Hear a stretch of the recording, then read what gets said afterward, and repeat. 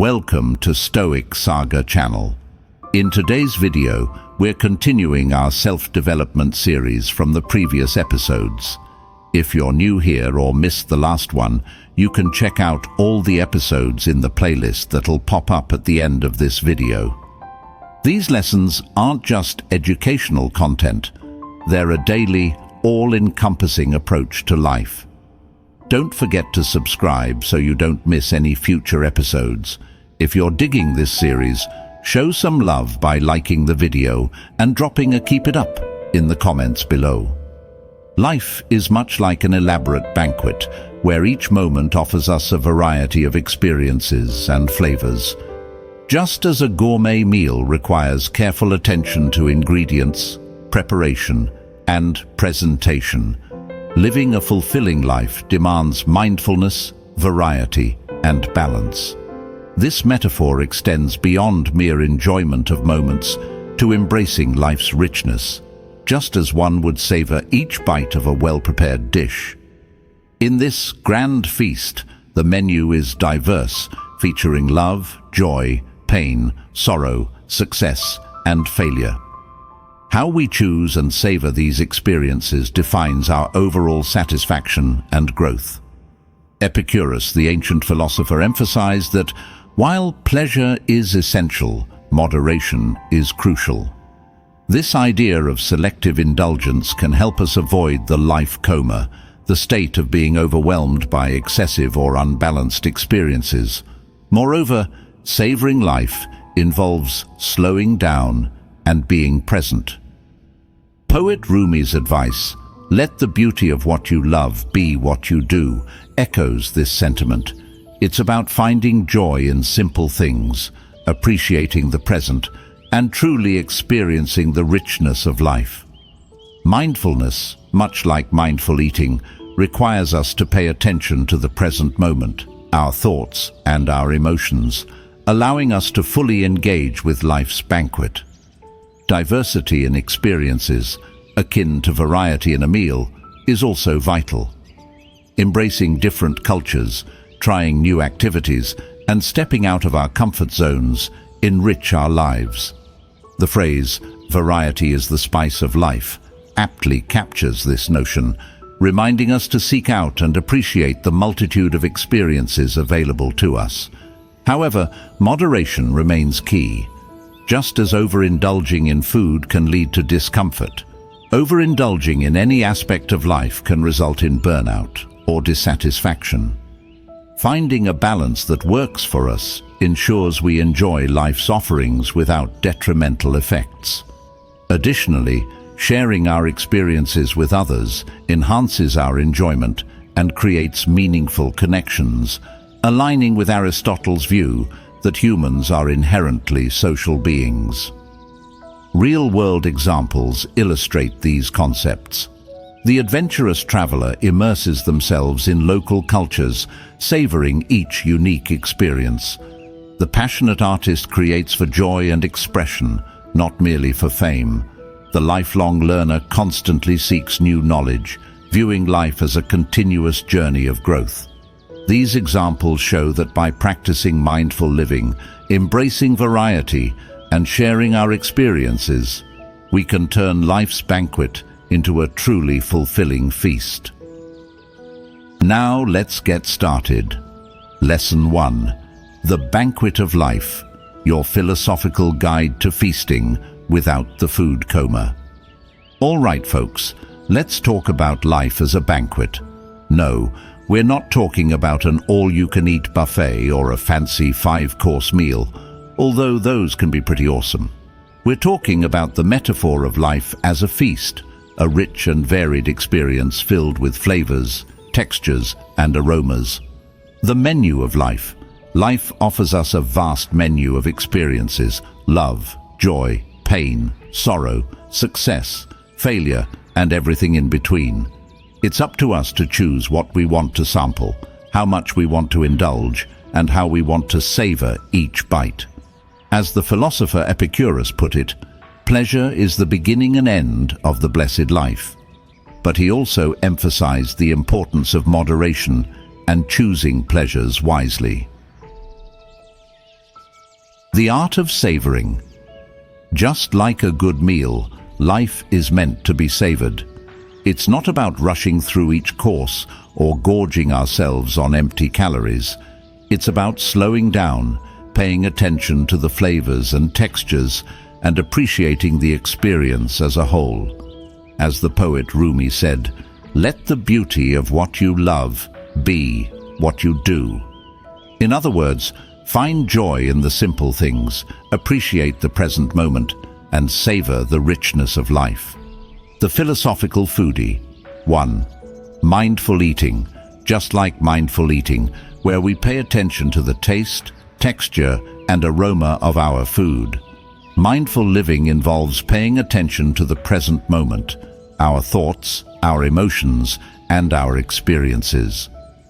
2. Variety is the spice of life. Don't limit yourself to a single flavor or cuisine. Explore different cultures, try new things, and step outside your comfort zone. As the saying goes, variety is the spice of life. 3. Moderation is key. Just like overindulging in food can lead to a food coma, overindulging in any aspect of life can lead to burnout, addiction, or unhappiness. Find a balance that works for you and enjoy everything in moderation. 4. Sharing is caring. A meal is best enjoyed when shared with others. The same goes for life. Connect with loved ones, build meaningful relationships, and contribute to your community. As the philosopher Aristotle put it, man is by nature a social animal. Real-world examples. Let's explore how this concept is applied in daily life. The adventurous traveler. The adventurous traveler doesn't just visit tourist attractions. They immerse themselves in the local culture, try new foods, learn new languages, and connect with people from different backgrounds. The passionate artist. The passionate artist doesn't just create art for fame or fortune. They create art for the sheer joy of expression, for the thrill of exploring new ideas, and for the satisfaction of sharing their work with others. The lifelong learner. The lifelong learner doesn't just go to school to get a degree. They're constantly seeking out new knowledge, new skills, and new experiences. They see life as a never-ending journey of learning and growth. The bottom line: life is a banquet, but it's up to us to make it a feast. By practicing mindful living, embracing variety, practicing moderation, and sharing our experiences with others, we can savor the richness of life and create a truly fulfilling experience. As the philosopher Epictetus put it, the wealth required by nature is limited and is easy to procure, but the wealth required by vain ideals extends to infinity. Lesson 2. The Grand Parade of Desire, Your Brain's Craving Carnival, and How to Manage the Mayhem. All right, folks, grab a front row seat because we're about to witness the Grand Parade of Desire. No, we're not talking about a Macy's Thanksgiving Day parade with giant balloons and marching bands. We're talking about the endless stream of cravings, urges, and wants that march through our minds every day, vying for our attention and demanding to be satisfied. The craving conundrum. Our brains are wired to crave. It's a survival mechanism that helped our ancestors seek out food, water, and shelter. But in today's world of abundance and instant gratification, our cravings can easily get out of hand. We crave sugary snacks, social media likes, the latest gadgets, and the approval of others. As the philosopher Plato put it, good and evil, which divide and compound man's dual nature, are rooted in the appetites and aversions present in the soul. In other words, our desires can lead us towards both good and evil, depending on how we manage them. The dopamine dance. Our cravings are fueled by dopamine, a neurotransmitter that's associated with pleasure, reward, and motivation. When we anticipate or experience something pleasurable, our brains release dopamine, which gives us a temporary high. But the more we indulge in our cravings, the more our brains adapt, and the less dopamine we produce. This leads us to crave even more, creating a vicious cycle of desire and dissatisfaction. The art of desire management. 1. Awareness is key. The first step to managing your desires is to become aware of them. What are your triggers? What situations, emotions, or thoughts tend to set off your cravings? Once you're aware of your triggers, you can start to develop strategies for dealing with them. 2. Question your cravings. Don't just give in to every craving that comes your way. Ask yourself, is this really what I want? Will this truly make me happy? What are the potential consequences of indulging in this desire? 3. Practice delayed gratification. The ability to delay gratification is a key skill for managing desire. Instead of giving in to every impulse, practice waiting, saving, and working towards your goals. As the saying goes, good things come to those who wait. 4. Find healthy alternatives. Instead of indulging in unhealthy cravings, find healthier ways to satisfy your needs. If you're craving sugar, try eating a piece of fruit. If you're craving social interaction, call a friend or go for a walk with a loved one. 5. Cultivate contentment. True happiness comes from within, not from external things. Learn to appreciate what you have, rather than focusing on what you lack. As the philosopher Epictetus put it, wealth consists not in having great possessions, but in having few wants. Real-world examples. Let's explore how this concept is applied in daily life. The social media scroller. Instead of mindlessly scrolling through social media, the social media scroller sets limits on their screen time and engages in more fulfilling activities offline. The emotional eater.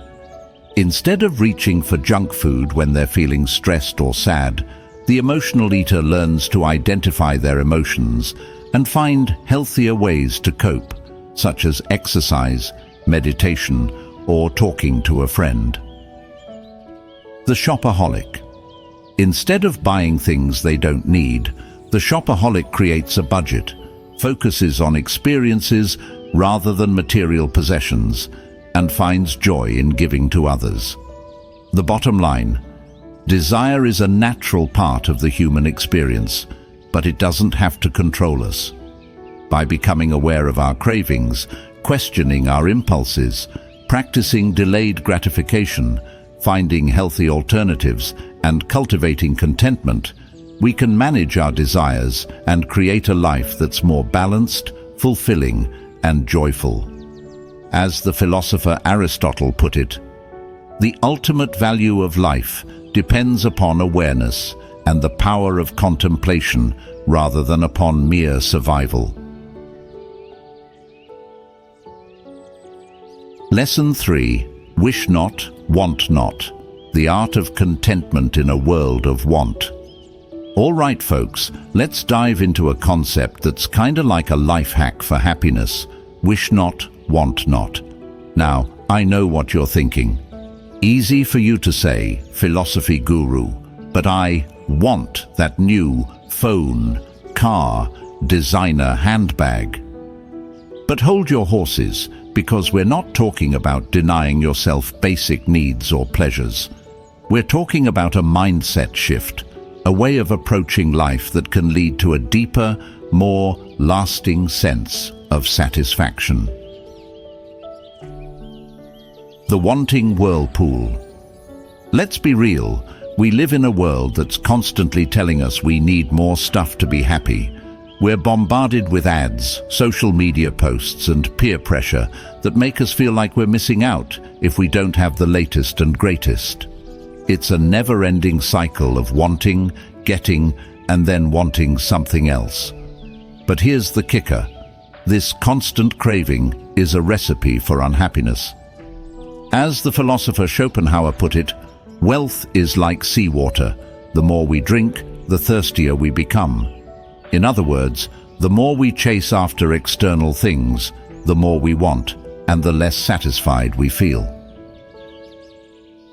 The contentment compass. So, how do we break free from this wanting whirlpool and find a calmer, more contented state of mind? 1. Gratitude. Attitude. Instead of focusing on what you lack, focus on what you have. Take time each day to appreciate the good things in your life, your health, your loved ones, your home, your talents. As the saying goes, gratitude turns what we have into enough. 2. Needs versus wants. Get clear on the difference between your needs and your wants. Needs are the things that are essential for your survival and well-being: food, water, shelter, clothing. Wants are the things that are nice to have, but not necessary. The latest iPhone, designer clothes, a fancy car. By focusing on your needs and being mindful of your wants, you can avoid getting caught up in the endless cycle of consumerism. 3. Mindful consumption. When you do indulge in your wants, do so mindfully. Savor the experience, appreciate the craftsmanship, and be grateful for the opportunity to enjoy it. Don't let your wants become mindless habits or compulsive behaviors. 4. Find joy in the simple things. Happiness isn't about having a lot of stuff. It's about appreciating the simple pleasures of life. A good conversation, a walk in nature, a home-cooked meal. As the poet Rumi said, sell your cleverness and buy bewilderment. 5. Cultivate inner peace. True contentment comes from within, not from external things. Practice mindfulness, meditation, or other spiritual practices that help you connect with your inner self and find peace in the present moment. Real-world examples. Let's explore how this concept is applied in daily life. The minimalist movement. The minimalist movement is all about simplifying your life by focusing on what truly matters and letting go of excess stuff. Minimalists have found that by owning less, they actually have more time, more freedom, more peace of mind. The gratitude journal. Keeping a gratitude journal is a simple yet powerful way to cultivate contentment. By writing down 3 things you're grateful for each day, you can train your brain to focus on the positive and appreciate the abundance in your life. The experience economy. The rise of the experience economy shows that people are increasingly valuing experiences over material possessions. Instead of buying the latest gadget, people are spending their money on travel, concerts, workshops, and other experiences that create lasting memories. The bottom line: wish not, want not, is not about deprivation or self-denial. It's about finding a balance between our needs and wants, appreciating what we have, and cultivating a sense of contentment that comes from within. As the philosopher Epictetus put it, he is a wise man who does not grieve for the things which he has not, but rejoices for those which he has. Lesson 4. What's better left unsaid? Your guide to taming your TMI monster. All right, folks, let's have a real talk about something we all struggle with: knowing when to shut our traps. No, we're not talking about keeping secrets or hiding the truth. We're talking about the art of discretion, the wisdom of knowing what's better left unsaid, and the power of silence in a world that's constantly bombarding us with noise. The oversharing epidemic. Let's face it, we live in an age of oversharing. Social media has turned us into a generation of TMI, too much information addicts. We post every detail of our lives online, from what we had for breakfast to our deepest insecurities. We vent our frustrations on Twitter, air our dirty laundry on Facebook, and share our opinions on everything from politics to pop culture. But here's the thing, not everything needs to be shared. Some things are better left unsaid, for our own sake and for the sake of others. The philosophical filter. The ancient philosophers like Socrates and Confucius understood the importance of discretion. They believed that words have power and that we should choose our words carefully. As Socrates put it, strong minds discuss ideas, average minds discuss events, weak minds discuss people. So, how do we develop a philosophical filter for our words and avoid the pitfalls of oversharing? 1. The think before you speak. Challenge. Before you open your mouth or hit send, take a moment to pause and reflect. Ask yourself, is this necessary? Is this kind? Is this helpful? Is this the right time and place to say this? 2. The empathy test.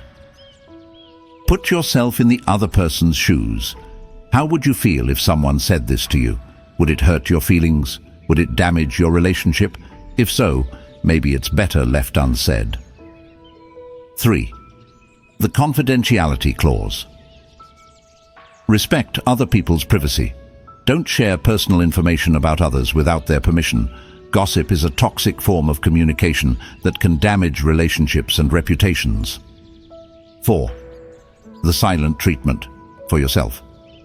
Sometimes the best thing to do is to say nothing at all. Silence can be a powerful tool for communication. It can allow space for reflection, create a sense of mystery, and even diffuse a tense situation. Real-world examples. Let's explore how this concept is applied in daily life. The office gossip. Instead of chiming in with your own juicy tidbit, change the subject or excuse yourself from the conversation. The social media rant. Before you post that angry rant on Facebook, take a deep breath and consider whether it's really worth it. Will it actually solve the problem or just make you feel worse? The TMI friend. If your friend is constantly oversharing, gently set boundaries. Let them know that you value their friendship, but you're not comfortable hearing every detail of their personal life. The bottom line. Knowing what to say and what to leave unsaid is a valuable life skill. It can help you build stronger relationships, avoid unnecessary conflict, and protect your own peace of mind. As the philosopher Confucius said, silence is a true friend who never betrays. Lesson 5. Circumstances have no care for our feelings. Life's a beach, then you philosophize. All right, folks, let's have a real talk about life's curveballs. We're not talking about the kind you see on a baseball field, but the unexpected twists and turns that life throws our way. We're talking about the job losses, the breakups, the health scares, the flat tires on a rainy day, the whole shebang, the illusion of control. We like to think we're in control of our lives, that we can plan and predict our way to happiness and success. But the truth is, life is messy, unpredictable, and often downright unfair. Things happen that are completely out of our control, and sometimes those things suck. As the Stoic philosopher Epictetus put it, it's not what happens to you, but how you react to it that matters. In other words, we can't control the events of our lives, but we can control our response to them, the emotional roller coaster. When life throws us a curveball, it's natural to feel a range of emotions: anger, sadness, frustration, disappointment.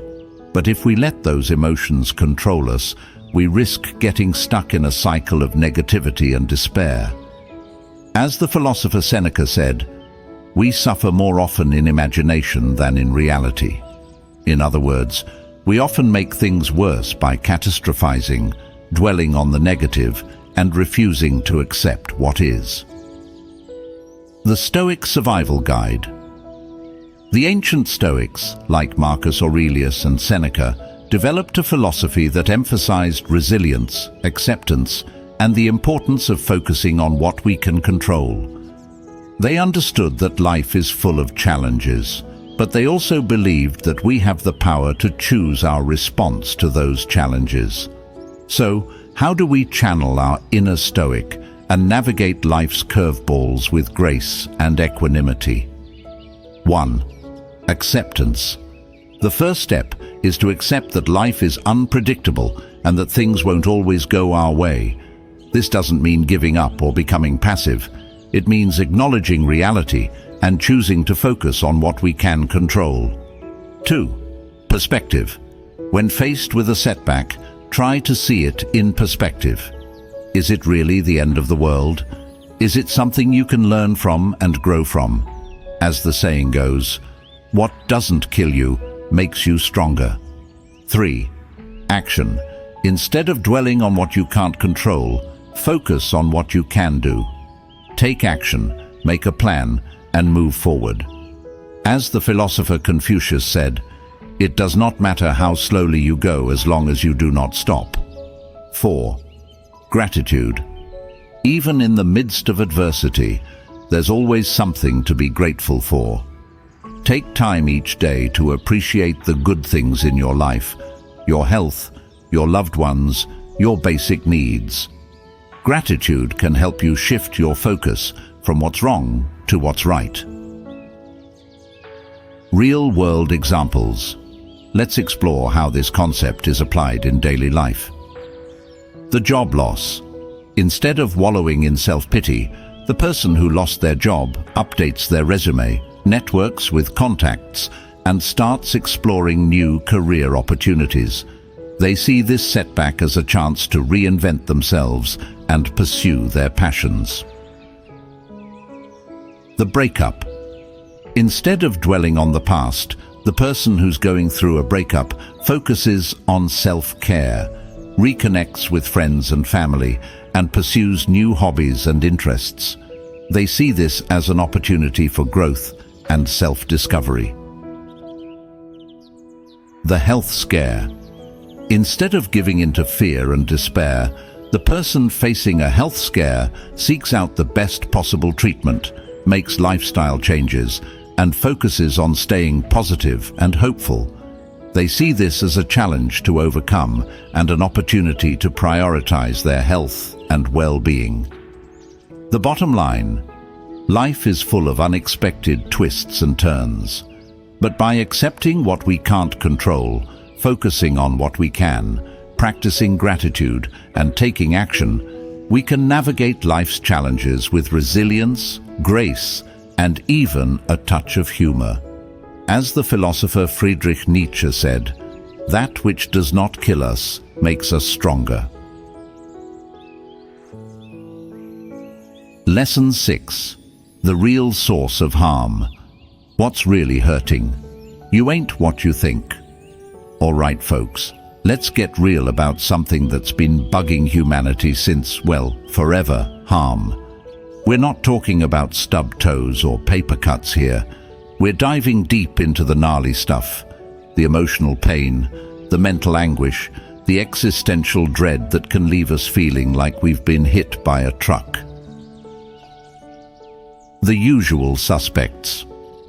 When we think about what causes us harm, we usually point the finger at external factors.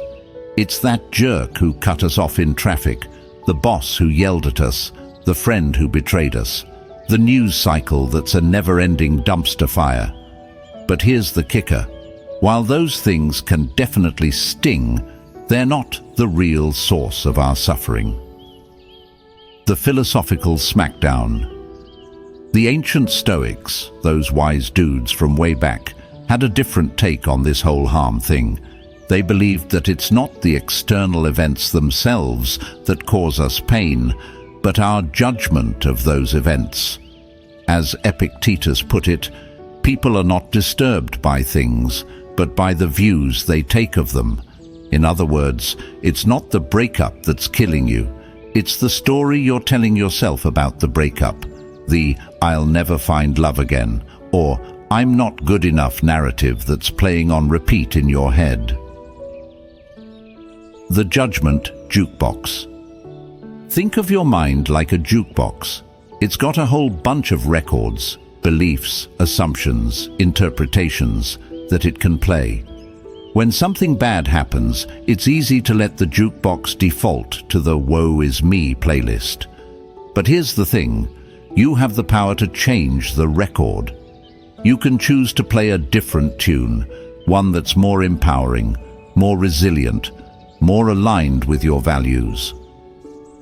So, how do we reprogram our mental jukebox and stop letting external events dictate our emotional state? 1. Awareness is key. The first step is to become aware of your thoughts and judgments. When something bad happens, notice how you're interpreting the situation. Are you catastrophizing? Are you personalizing? Are you jumping to conclusions? 2. Challenge your assumptions. Don't just accept your thoughts as gospel truth. Question them, challenge them, and look for evidence to support or refute them. As the philosopher Socrates said, "The unexamined life is not worth living." 3. Reframe your perspective. Instead of focusing on the negative, look for the silver lining. What can you learn from this experience? How can you grow stronger as a result? As the saying goes, what doesn't kill you makes you stronger. 4. Choose your response. You can't always control what happens to you, but you can always control how you respond.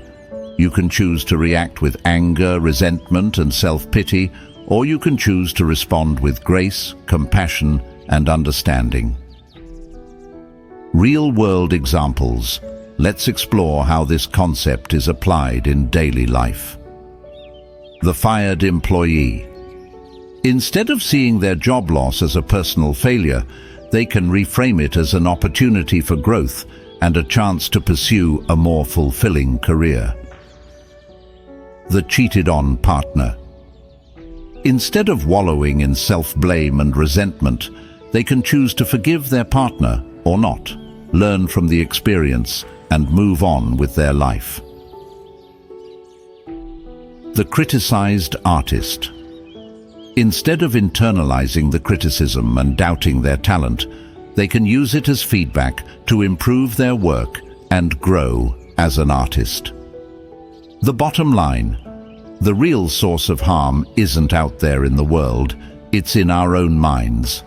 By becoming aware of our thoughts, challenging our assumptions, reframing our perspective, and choosing our response, we can break free from the cycle of suffering and create a life that's more resilient, joyful, and fulfilling. Lesson 7. Timeless Wisdom, Your Cheat Codes for Life. Ancient Philosophers Edition. All right, folks, let's talk about wisdom. Not the "I've lived a long life and seen it all" kind of wisdom, but the timeless kind that's been passed down through the ages from some of the greatest minds in history. We're talking about the wisdom of the ancient philosophers, those deep thinkers who pondered the big questions of life, the universe, and everything. The wisdom wellspring. Think of the ancient philosophers as a wellspring of wisdom, a source of timeless insights that can still guide us today. These guys weren't just armchair intellectuals. They were actively engaged in the world, grappling with the same challenges and dilemmas that we face today: love, loss, fear, ambition, meaning, purpose. As the philosopher Socrates famously said, "The unexamined life is not worth living," but we could also say, "The unexamined wisdom is not worth having." So, why should we tap into this ancient wisdom? What can it offer us in our modern lives? 1. Perspective shift. The ancient philosophers offer us a different lens through which to view the world. They challenge our assumptions, broaden our perspectives, and help us see things in a new light. It's like putting on a pair of X-ray glasses and seeing beneath the surface of things. 2. Timeless truths. While the world has changed a lot since the time of the ancient Greeks and Romans, human nature hasn't. The same fears, desires, and struggles that plagued them still plague us today. The wisdom of the ancient philosophers offers timeless insights into these universal human experiences. 3. Practical guidance. The ancient philosophers weren't just interested in abstract theories. They were also concerned with practical ethics, how to live a good life, and how to navigate the challenges of the human condition. Their teachings offer practical guidance for everything from managing our emotions to building strong relationships to finding meaning and purpose in life. Real-world examples. Let's explore how this concept is applied in daily life. The Stoic CEO. Many successful CEOs like Tim Ferriss and Ryan Holiday have embraced Stoic philosophy as a way to manage stress, make better decisions, and live a more fulfilling life. They've found that the Stoic emphasis on virtue, reason, and acceptance can be incredibly helpful in the high-pressure world of business. The Mindful Meditator. Mindfulness meditation, which has its roots in Buddhist philosophy, has become increasingly popular in recent years as a way to reduce stress, improve focus, and cultivate inner peace. The modern philosopher. There are countless modern philosophers who are building on the wisdom of the ancients and applying it to contemporary issues. They're exploring topics like artificial intelligence, climate change, social justice, and the meaning of life in a digital age. How to tap into timeless wisdom, your philosophical cheat sheet. 1. Read the classics. Start by reading the works of the ancient philosophers: Plato, Aristotle, Seneca, Epictetus, Marcus Aurelius. You can find their writings online, in libraries, or in bookstores. 2. Join a book club or discussion group. Discussing philosophical ideas with others can help you deepen your understanding and gain new insights. 3. Seek out modern interpretations. Many modern authors and thinkers have written books and articles that interpret and apply ancient philosophy to modern life. Check out works by Ryan Holiday, Massimo Pigliucci, and William Irvine, to name a few. 4. Apply what you learn. Don't just read about philosophy, live it. Put the principles you learn into practice in your daily life. Experiment with different techniques and see what works for you. The bottom line. The wisdom of the ancient philosophers is not just for academics or history buffs. It's a treasure trove of timeless insights that can help us navigate the challenges of modern life, find meaning and purpose, and live a more fulfilling life.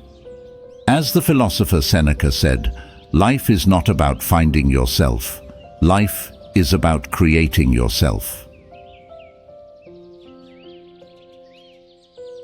Lesson 8. Ready and at home. Your philosophical guide to finding your chill spot in a world gone wild. All right, folks, let's talk about feeling at home. No, we're not talking about your actual house or apartment, although those are important too. We're talking about that feeling of inner peace, contentment, and belonging that can be elusive in our fast-paced, ever-changing world. The homelessness epidemic. In today's world, it's easy to feel like we're constantly on the move, chasing after the next big thing, never quite feeling settled or at peace. We're bombarded with messages telling us we need to be more productive, more successful, more connected. But all this striving can leave us feeling empty, exhausted, and disconnected from ourselves. As the philosopher Seneca put it, "It is not the man who has too little, but the man who craves more, that is poor." In other words, true wealth lies not in external possessions or achievements, but in inner peace and contentment. The philosophical home base. The ancient Stoics like Marcus Aurelius and Epictetus believed that true happiness comes from within, not from external circumstances.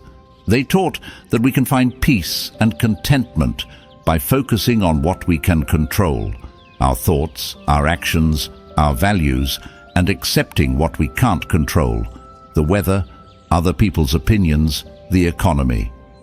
As Marcus Aurelius put it, "Nowhere can man find a quieter or more untroubled retreat than in his own soul."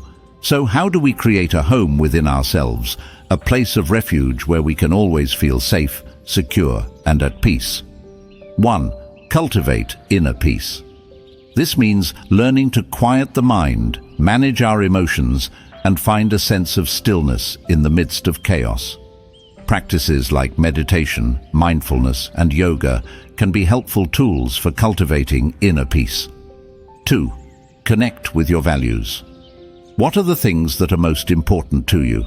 What are your core beliefs and principles? By connecting with our values, we create a sense of purpose and meaning in our lives, which can help us feel more grounded and at home in the world. 3. Build strong relationships. We are social creatures, and our relationships are essential to our well-being. Invest time and energy in building strong, supportive relationships with family, friends, and loved ones. These relationships can provide a sense of belonging, love, and security. 4. Embrace simplicity. Our lives are often cluttered with material possessions, commitments, and distractions. By simplifying our lives, we can create more space for what truly matters and find more peace and contentment in the present moment. 5. Find your happy place. This could be a physical place, like a cozy corner in your home, a park bench, or a quiet beach. Or it could be a mental space, like a hobby you enjoy, a creative project you're working on, or a spiritual practice that brings you peace. Real-world examples. Let's explore how this concept is applied in daily life. The digital nomad. Digital nomads are people who work remotely and travel the world. While they might not have a traditional home, they often create a sense of home wherever they go by establishing routines, connecting with local communities, and finding spaces where they feel comfortable and at peace. The minimalist family.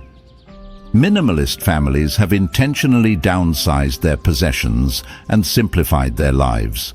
They've found that by owning less, they have more time and energy to focus on what truly matters: their relationships, their health, and their passions. The Zen Master. Zen masters are known for their ability to find peace and tranquility in the midst of chaos. They cultivate mindfulness, practice meditation, and live in accordance with their values. The bottom line: feeling at home is not about having a fancy house or a lot of stuff.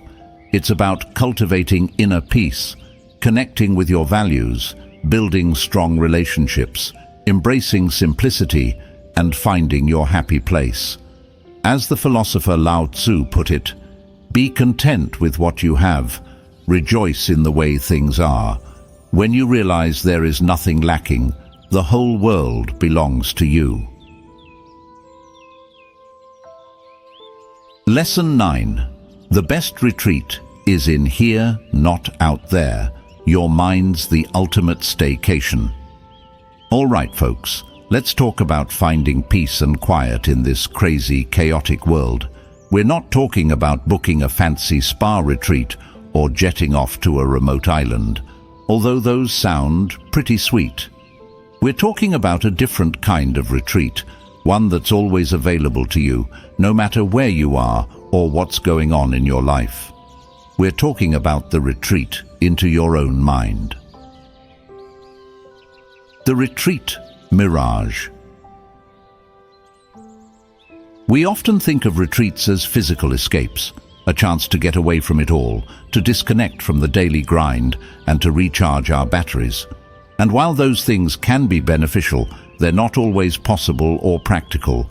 Plus, they don't address the root of the problem, the fact that our minds are often the source of our own stress and anxiety. As the philosopher Seneca put it, "It is not the man who has too little, but the man who craves more that is poor." In other words, true peace and contentment come from within, not from external circumstances. The inner sanctuary.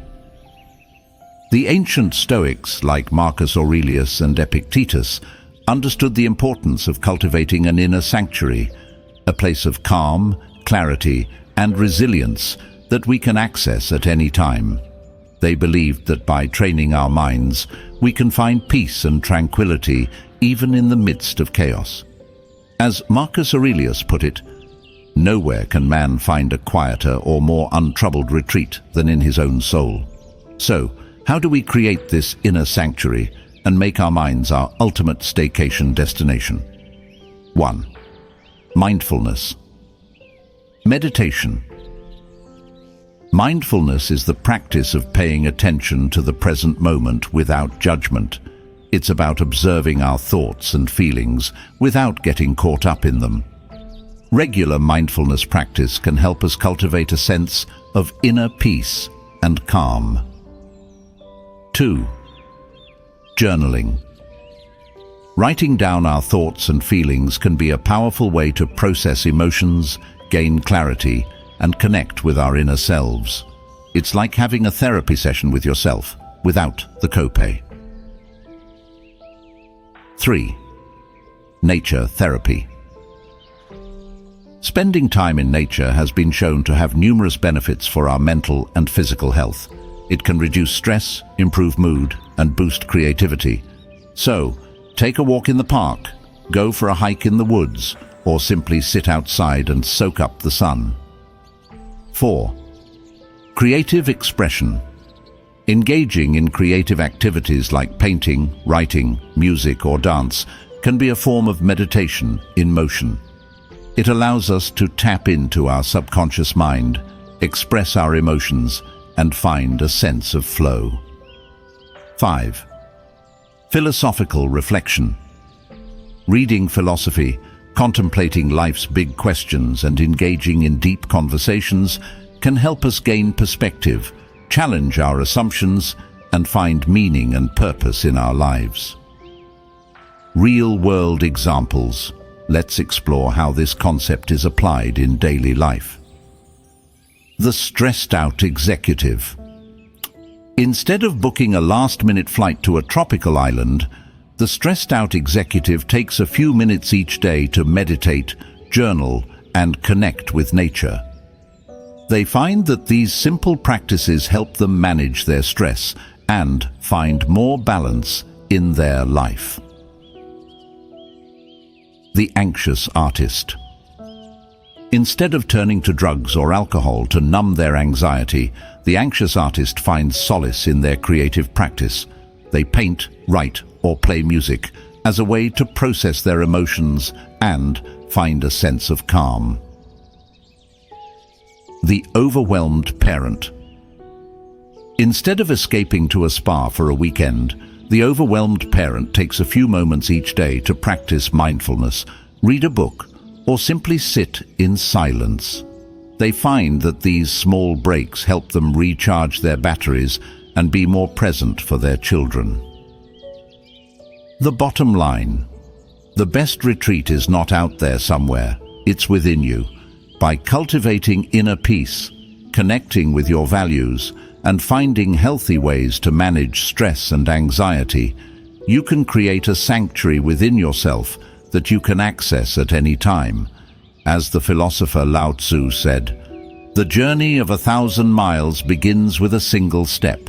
So, take that first step today and start exploring the vast landscape of your own mind. Lesson 10. The sign of true education. It's not about the grades, baby, all right, folks. Let's have a real talk about education. We're not talking about cramming for exams or chasing after fancy degrees, although those can be useful tools.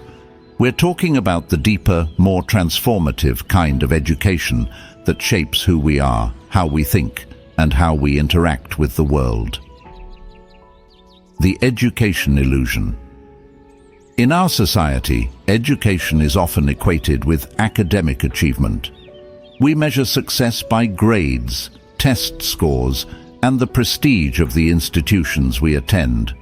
But is that really what education is all about?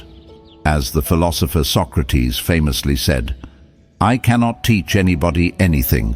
I can only make them think." In other words, true education is not about memorizing facts and figures. It's about learning how to think critically, creatively, and independently.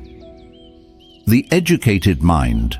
An educated mind is not just a repository of information. It's a dynamic, adaptable tool for navigating the complexities of life. It's a mind that's open to new ideas, curious about the world, and willing to challenge its own assumptions. As the philosopher Aristotle put it, the educated differ from the uneducated as much as the living differ from the dead. In other words, education is not just about acquiring knowledge, it's about coming alive, awakening to the full potential of our minds and our spirits. So, what are the signs of a truly educated person? 1. Curiosity. A truly educated person is insatiably curious. They're always asking questions, seeking out new information, and exploring different perspectives. They're not afraid to challenge the status quo or to question their own beliefs. 2. Critical thinking. A truly educated person is a critical thinker. They're able to analyze information, evaluate evidence, and draw their own conclusions. They're not easily swayed by propaganda, misinformation, or emotional appeals. 3. Open-mindedness. A truly educated person is open-minded. They're willing to consider different viewpoints, even if they don't agree with them. They're not afraid to change their minds when presented with new evidence or a compelling argument. 4. Empathy. A truly educated person is empathetic. They're able to understand and share the feelings of others. They're compassionate, kind, and respectful of different cultures and perspectives. 5. Humility. A truly educated person is humble. They recognize that they don't have all the answers, and they're always open to learning more. They're not afraid to admit when they're wrong or to ask for help when they need it. Real-world examples. Let's explore how this concept is applied in daily life. The self-taught programmer. The self-taught programmer didn't go to a fancy university, but they're constantly learning new coding languages, experimenting with new technologies, and building innovative products. They're a testament to the power of curiosity, self-directed learning, and a growth mindset. The lifelong learner. The lifelong learner is always taking courses, attending workshops, reading books, and engaging in intellectual conversations. They see education as a lifelong journey, not a destination. The thoughtful citizen. The thoughtful citizen is engaged in their community, informed about current events, and willing to participate in civil discourse. They understand that democracy depends on an educated citizenry, and they take their responsibilities seriously. The bottom line, true education is not about grades, degrees, or accolades. It's about cultivating a curious, critical, open-minded, empathetic and humble approach to life. It's about becoming a lifelong learner, a thoughtful citizen, and a compassionate human being. As the philosopher Plutarch put it, the mind is not a vessel to be filled, but a fire to be kindled. So, there you have it, folks. Life is like a banquet, and it's up to us to enjoy it mindfully and meaningfully. Remember, it's not just about rushing through courses, but savoring each moment. What's on your life menu today? Are you tasting the variety or stuck on one flavor? Share your thoughts in the comments, and don't forget to subscribe for more philosophical bites to enrich your everyday living. Until next time, keep feasting on life.